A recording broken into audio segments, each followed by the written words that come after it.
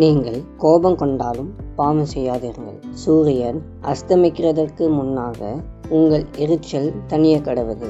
பிசாசுக்கு இடங்கொடாமலும் இருங்கள்.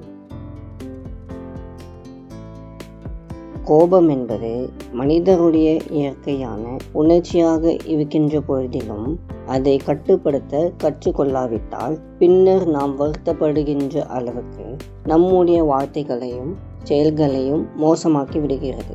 எனவேதான் கோபத்தை ஞானமாக கையாளும்படி பரிசுத்த வேதாகமும் நம்மை அழைக்கிறது. பரிசுத்த ஆவியானவரின் துணையுடன் பொறுமையையும் சுய கட்டுப்பாட்டையும் நாம் வளர்த்து கொள்ள நம்மை ஊக்குவிக்கிறது. நம்முடைய கோபம் நியாயமானதாக இருந்தாலும் கூட அதை விட்டுவிட்டு எல்லா சூழ்நிலையிலும் தேவனை சார்ந்தவர்களாக சமாதானமாக நடந்து கொள்வதையே தேவன் எதிர்பார்க்கின்றார். மேலும் கோபத்தை கைவிட கற்றுக்கொள்வதென்பது தவறுகளுக்கு துணை போகிறோம் என்று அர்த்தமாகாது.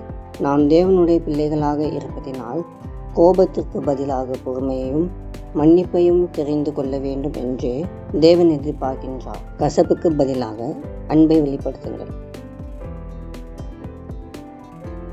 அன்பின் ஆண்டவரே, ஜீவனுள்ள தேவனே, உம்மை ஸ்தோத்தரிக்கின்றோம்.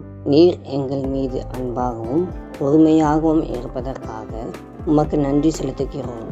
எங்களுடைய கோபங்களை நாங்கள் சரியாக கையாள நீர் எங்களுக்கு உதவி செய்யும்படி நாங்கள் எப்பொழுது உம்மை நோக்கி பார்க்கின்றோம். ஆண்டவரே, நாங்கள் கடினமான சூழ்நிலைகளிலும் பொறுமை, ஞானம், அன்பு ஆகிய உம்முடைய நல்ல சுபாவங்களை வெளிப்படுத்த எங்களுக்கு கற்றுத்தாரும். தகப்பனே, எங்களுடைய பலவீனங்களையும் ஏமாற்றங்களையும் உம்மிடம் ஒப்படைக்கிறோம்.